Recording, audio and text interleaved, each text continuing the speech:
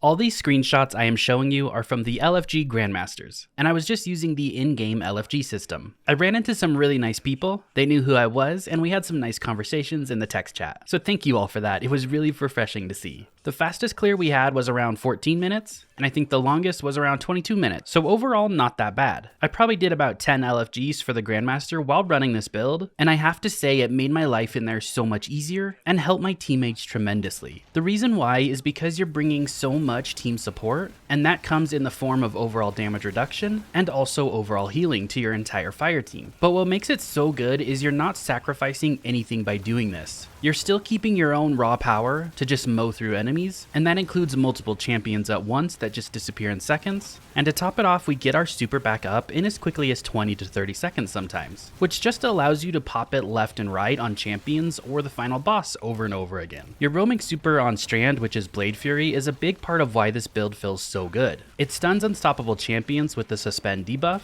and it can handle the barrier champions as well since we can kill them so quickly with how we're buffing our super damage. Now since it is a roaming super, it gets the extra 3 times faster regen from the damage you deal. So the more outgoing weapon damage, the faster we get Blade Fury super back. Now to accomplish that damage, we pair it with an exotic weapon that uses primary ammo. These give us the most regen possible if they deal good damage. I believe if I remember correctly, power weapons is like a 1 times super regen modifier, special weapons is 2 times, and I think primary ammo weapons are 4 times. But don't quote me on that, I'm sure someone in the comments can give you the exact numbers. But essentially we're pairing the most super regen possible out of a weapon with a roaming super that gets a 3 times buff over a one-off super. Hopefully that makes sense. Now with the launch of Act 2, we got the Taken Divergence perk for Barrow Dyad. And look what it can do over here on Carl. The only buffs we have to the weapon here is weapon surges. That's it. We don't have Radiant, we're not standing behind a Storm Keeps barricade and proccing the bolt charge over and over. We're not even using Peacekeepers on our Titan to buff the overall damage that way. And I have no Catalyst with this exotic either. So I don't have high impact reserves, which is available if you go get it. And target lock comes in the future, which actually might be really good with this particular setup as well. So in just 2 mags, we can kill Carl here. And all I'm doing is hold left click. Like, that's a lot of damage. Carl takes 3 rocket launcher shots to kill. He has roughly around 300k health. 300k health is what champions have in Grandmasters, to put that into perspective for you. So I think Barrow Dyad is the strongest primary in the game now. From my testing, when I did pair it with Stormkeep's Barricade on an Arc Titan, it was just blasting through everything. I already really liked this weapon, and now I like it even more. So we have our super and our weapon that I'm pairing with this. You could take a different exotic primary if you really want, but I highly suggest you give this a try with the new Taken Divergence perk on the Barrow Dyad, because it just lets your single target damage skyrocket. And those explosions still hit enemies around it in a little AoE, and of course you have the Unraveling debuff and Threadlings popping out. And that's all thanks to our Strand subclass. We take the grapple grenade as our grenade of choice. It has the lowest cooldown, we're going to get it back very quickly, and it plays right into our first aspect, which is Banner of War. When we defeat targets with melee attacks, finishers, or sword, we raise that banner, it pulses around you. Kills over time just increase this, and it heals you and all your allies near you. This is so good in Grandmasters.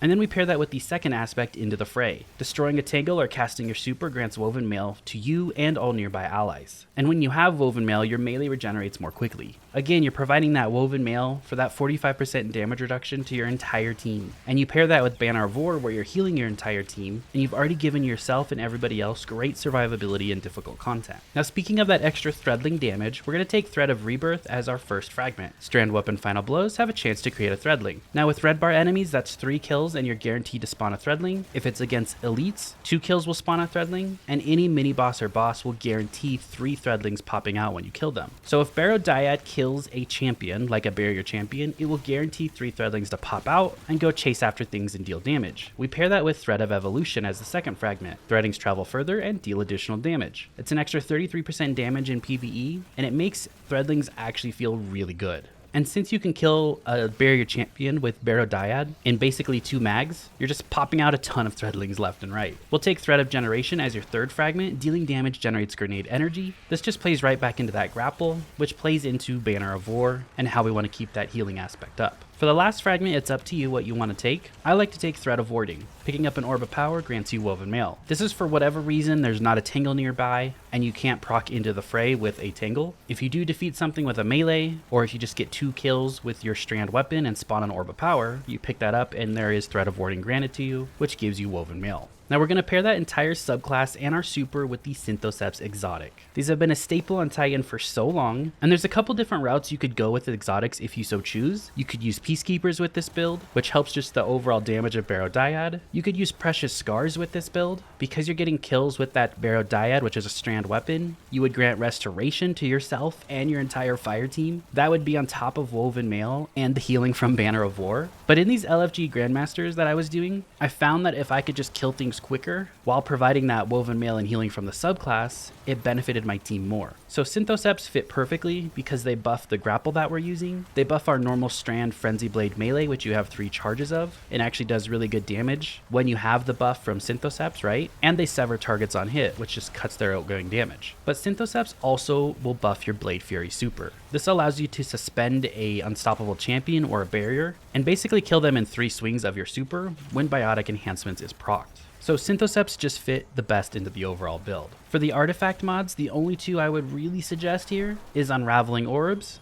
and Horde Shuttle. When you do pick up an Orb of Power, it grants you Unraveling Rounds. Now when this mod is gone, I would switch out one of my fragments for the fragment that grants you Unraveling Rounds to your Strand weapon when you kill something with a melee attack. That means your grapple will proc this, your Frenzy Blade will proc this, and you're guaranteed to get a kill because Synthoceps is buffing that damage. That's how we would get Unraveling to our Strand weapon all the time if we didn't have that artifact mod called Unraveling Orbs. And then of course Horde Shuttle just pops out more threadlings as you deal damage to an enemy that has Unravel afflicted to them. Now for the actual mods on the build, on the helmet you just take a Harmonic Siphon and a Heavy Ammo Finder. That way you spawn Orbs of Power on double kills. And then you can also take a Void Siphon, so if you do kill things with your Void weapons, again, you'll spawn Orbs of Power. On the gauntlets, I like to take a Strand Loader, just to make Barrow Dyad reload much quicker and feel better. Of course, when you're behind your Rally Barricade, that feels even better. We'll take a Heavy Handed. This allows that grapple melee to spawn Orbs of Power, and your normal melee to spawn Orbs of Power. And then an Impact Induction, causing damage with a powered melee attack, reduces your grenade cooldown,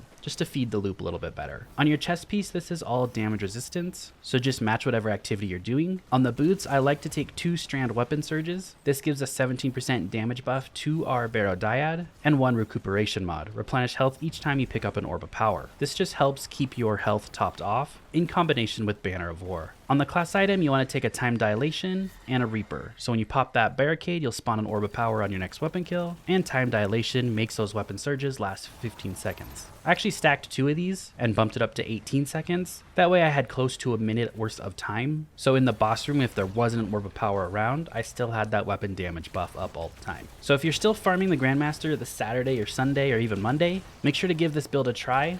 I think it'll really help you guys out, and I hope to see you all in the next video. Have a great rest of your day, and thank you so much for watching. I really appreciate it.